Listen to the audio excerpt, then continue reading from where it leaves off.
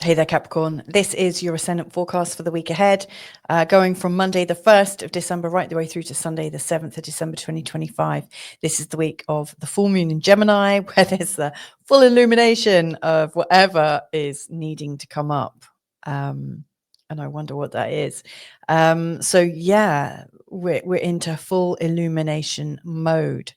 We've got other things coming up, but one of the things I noticed a lot about this week ahead is the fact that we're coming to the end of the autumn pattern that was set up towards the end of August.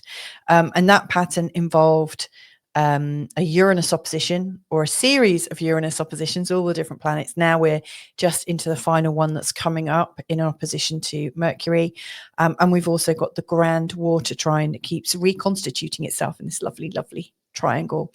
And so, you know, I guess one of the things that I'm going to be exploring in this short forecast is how has this reconstituting grand trine, how has this manifested in your life over the last season?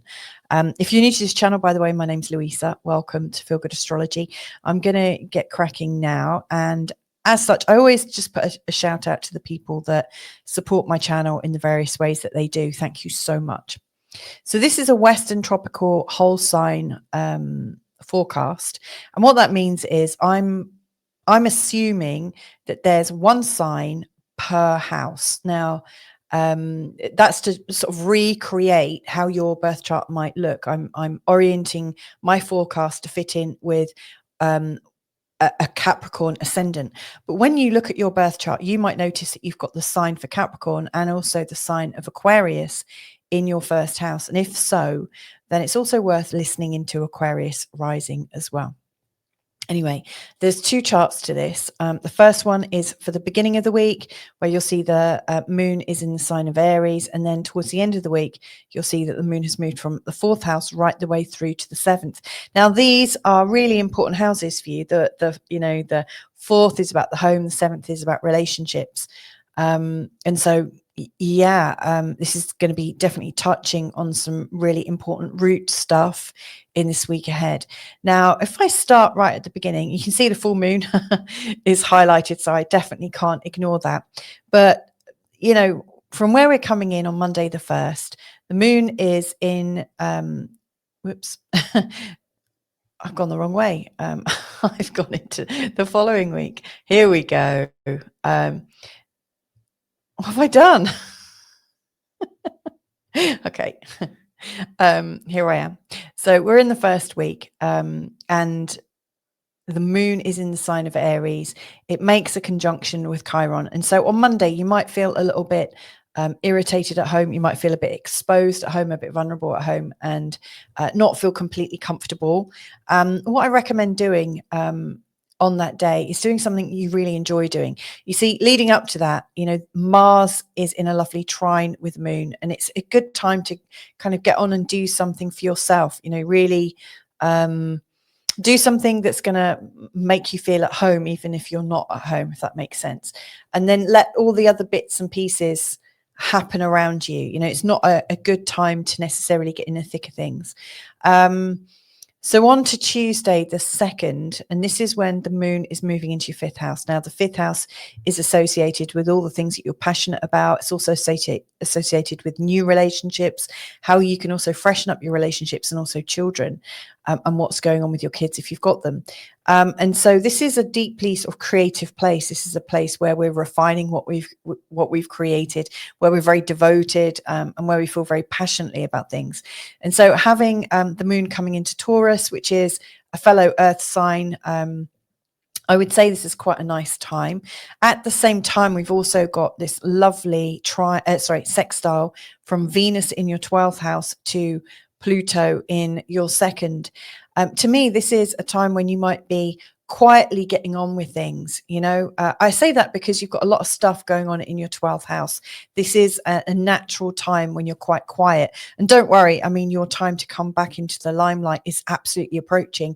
I always say that by the time we get to the winter solstice, around the 22nd of December, that's when you start to awaken And that's when you come into your own pattern again. But right now, it is a natural time of hibernation for you.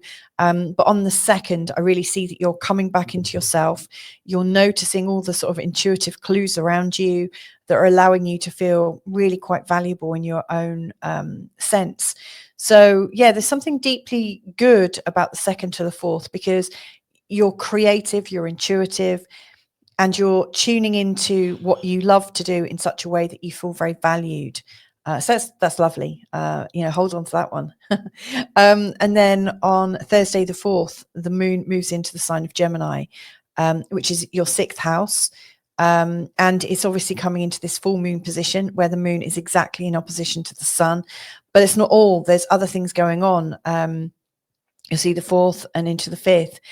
The sun and the moon are making a couple of squares to the north node in your 3rd house, and also the south node in your 9th.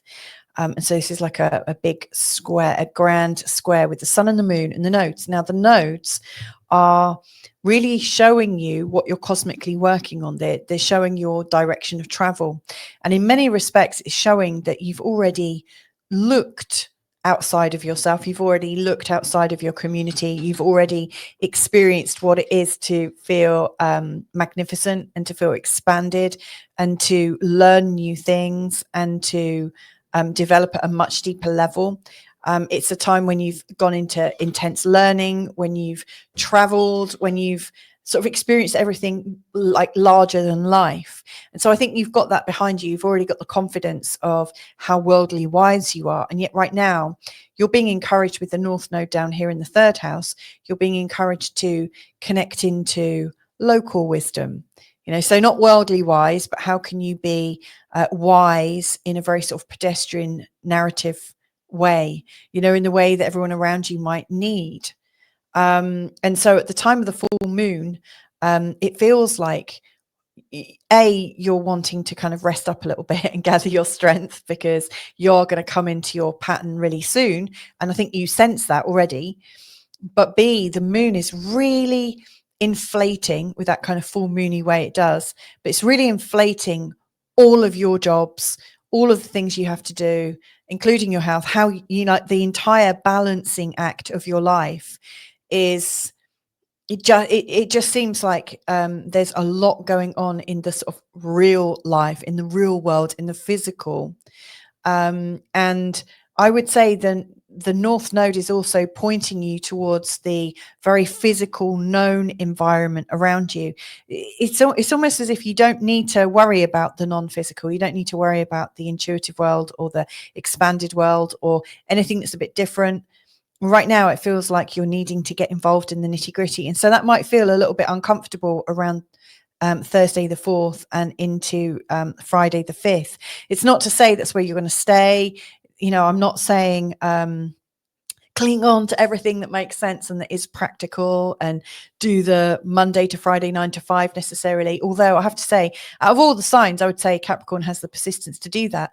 But the thing I've always admired about Capricorn energy, and I dated one for 11 years, by the way. So the Capricorn energy is highly competent and highly practical, but sees beyond its immediate scenario, its immediate foundations. And I guess what feels like it's happening at the moment is you're being asked to kind of close down your blinkers a little bit, not look so far out, but look so much closer to home.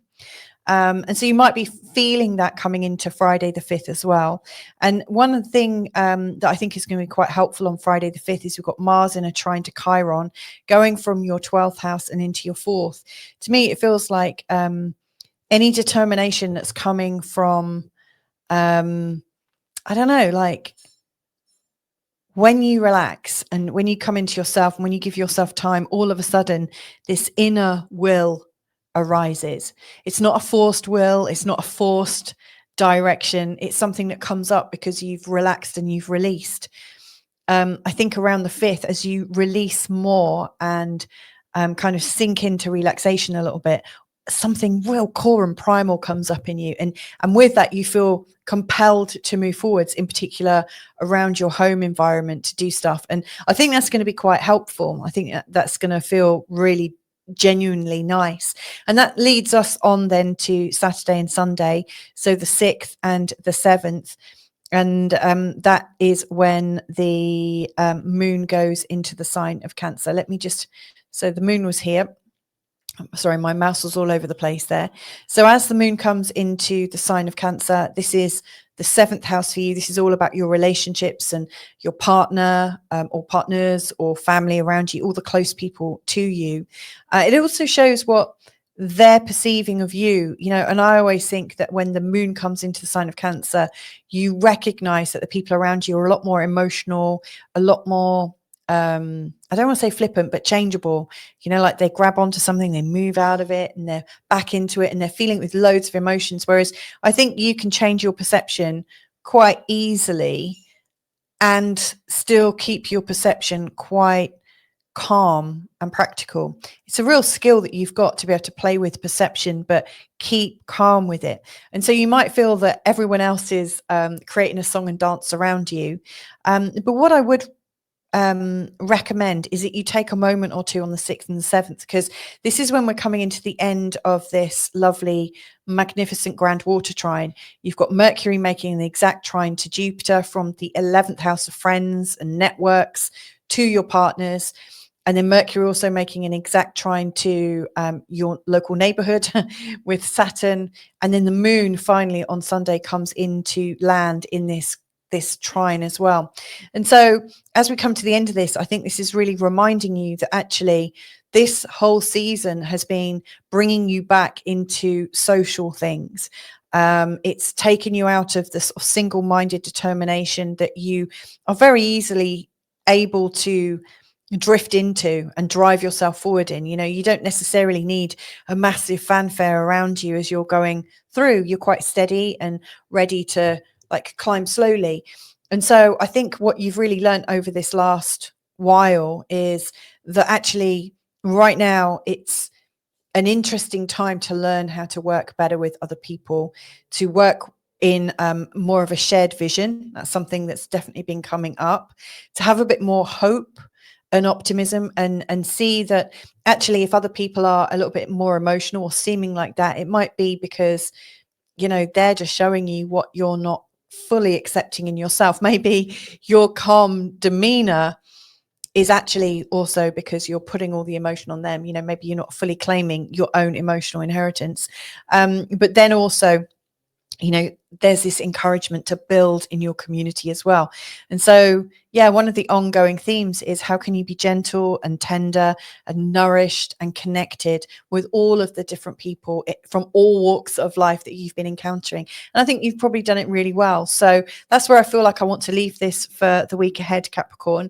Now, if you like the way that I dive into the charts, obviously this is a model of how Capricorn Ascendant might experience this week ahead. But if you'd like me to work with you on a personal basis, I'm opening up my books at the moment for one person or two people to work on a month-by-month basis, you know, so we could explore your chart over the course of a whole year and look at it from so many different angles that you'll have such a good view of what's working, what's not, how to build your life plan forwards, and so on and so forth.